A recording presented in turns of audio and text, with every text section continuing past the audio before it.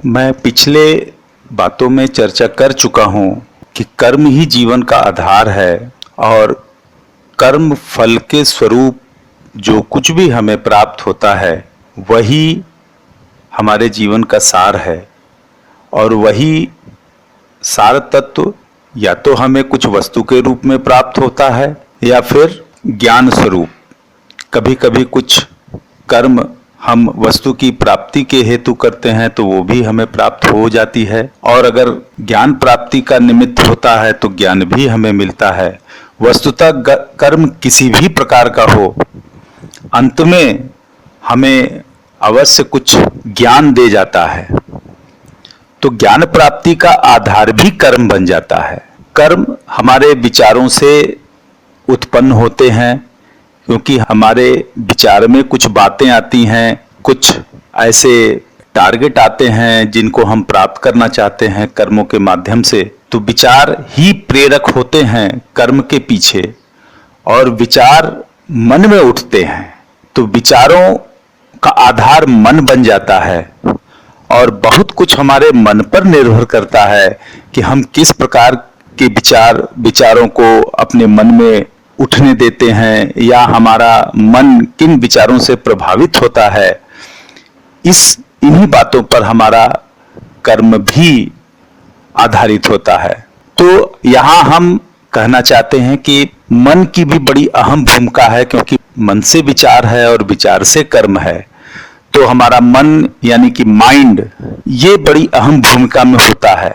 और कहा जाता है कि जितने हमारे कर्म हैं वो सब विचारों से उत्पन्न होते हैं। और all the activities of the life is the manifestation of mind.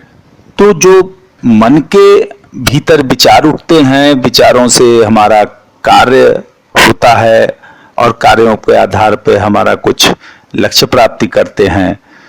तो सबसे मुख्य बात ये आती है कि हमें अगर सबसे अधिक ध्यान देना है तो अपने माइंड पर ध्यान देना है, क्योंकि माइंड में अगर विचार सुसंस्कृत और शुद्ध और कुछ प्रेरक आते हैं तो उनके आधार पे स्वतः ही कर्म फूट पड़ता है। गीता में इस बात का संदेश है कि हमारा शरीर भी कहीं न कहीं संस्कारों पे आधारित होता है, और जैसे हमारे विचार होते हैं उसी तरह विचारों की बारंबारता से, रिपीटेडली जो हमारे थिंकिंग पैटर्न होते हैं हमारे मन में, उसके आधार पर हमारे अंदर संस्कार बन जाते हैं, और संस्कार हमारी आदतों में बदल जाते हैं और हम अपने आदतों के गुलाम हो जाते हैं। फिर हम बहुत सारा कार्य अपनी आदतों के आधार पे करते हैं, उसमें कोई बहुत विचार करने की जरूरत नहीं पड़ती। तो वस्तुतः संस्कार एक तरह से समझ लीजिए कि वो थिंकिंग पैटर्न है, या थिंकिंग का प्रोपेंसिटी है, टेंडेंसी ऑफ माइंड है, वो संस्कार बन जाता है। और उन संस्कारों से हमारी जो हैबिट्स हैं वो बन जाती हैं, और हैबिट्स के अनुसार हम फिर कार्य करने लगते हैं। फिर हम मैकेनिक हो जाते हैं, फिर हम विचार करके कार्य नहीं करते, बल्कि हमारी जो आदतें हैं उसके आधार पर हम किसी कार्य को संपादित करते हैं।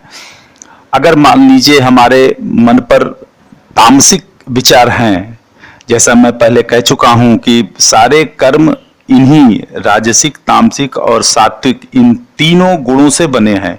अगर तामसिक गुणों का प्रभाव हमारे विचार में है, हमारे मन पर है, तो हम आलस्य में, निद्रा में और कुछ लोअर टेंडेंसी की जो हंगर हैं उनके पीछे हम भागते हैं, और उनको प्राप्त करने के लिए हम कर्म अपना संपादित करते हैं।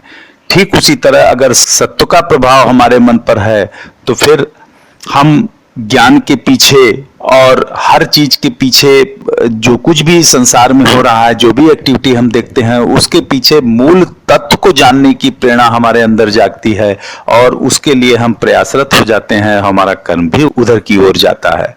तो समझने की बात यह है कि विचार मन में उठते हैं, और कर्म का नियमन विचारों से संभव है। विचार मन में उठते हैं और मन को अगर हम नियंत्रण में कर पाते हैं तो फिर हम अपने विचारों पर भी नियंत्रण कर पाते हैं और उसके अनुसार हमारे कर्म भी हमारे समझ के अनुसार होते हैं। प्रश्न यह आता है कि हम फिर कर्म का चुनाव कैसे करें।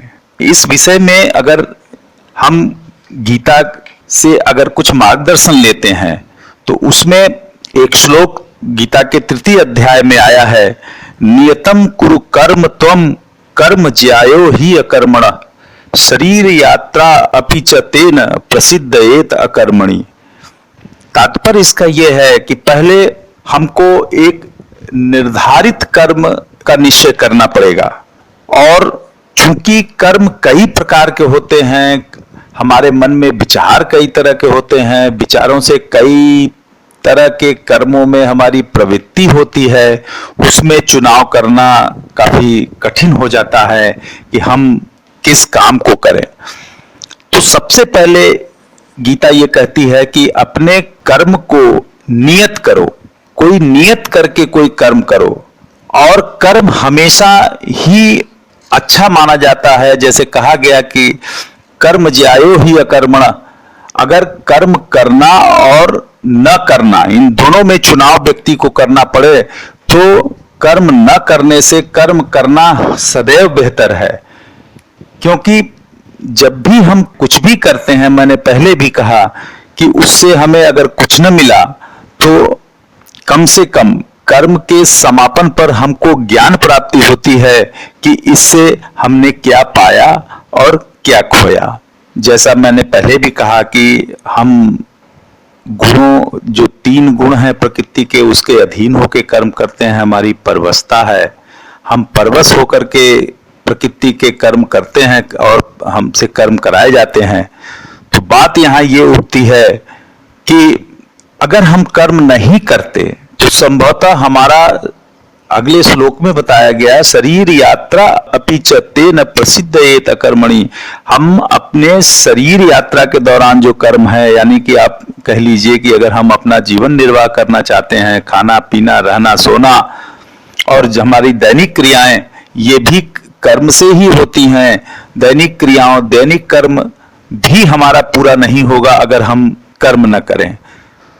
तो जो सबसे बड़ी बात ये आई कि कर्म हमको नियत कर्म करना है और नियत कर्म करेंगे तो ही हम एक नियत लक्ष्य को प्राप्त कर सकते हैं। मुसीबत आज के युग में हमारी ये होती है कि हमारा माइंड बड़ा रेस्टलेस है। रेस्टलेस माइंड को कैसे कंट्रोल करें, ये मुख्य समस्या हम लोगों की बन जाती है।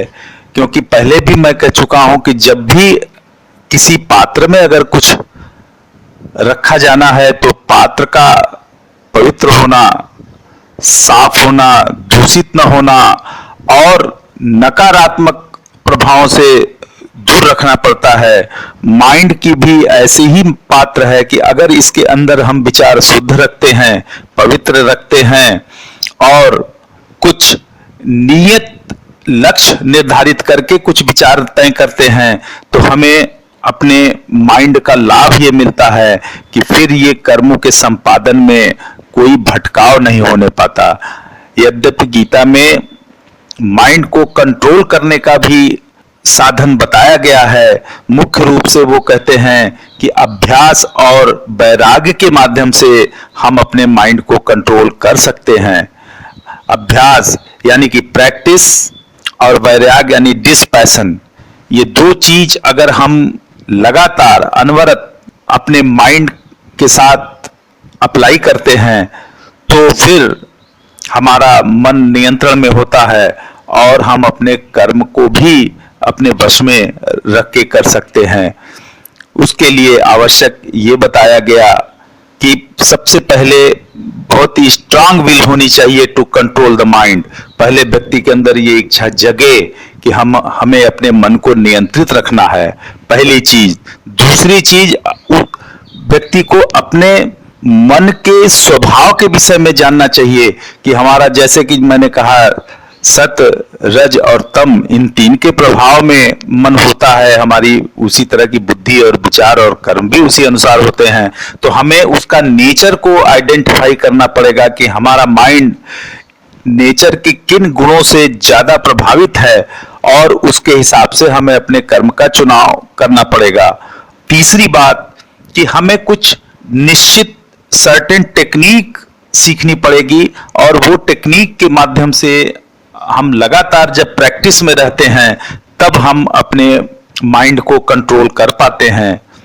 हमारे सारे शास्त्र, सारे जो बड़ी बुक्स हैं, महत्वपूर्ण बुक्स हैं, उन सब में सबसे बड़ी साधना मन को नियंत्रण करने को ही बताया गया है। धन्यवाद।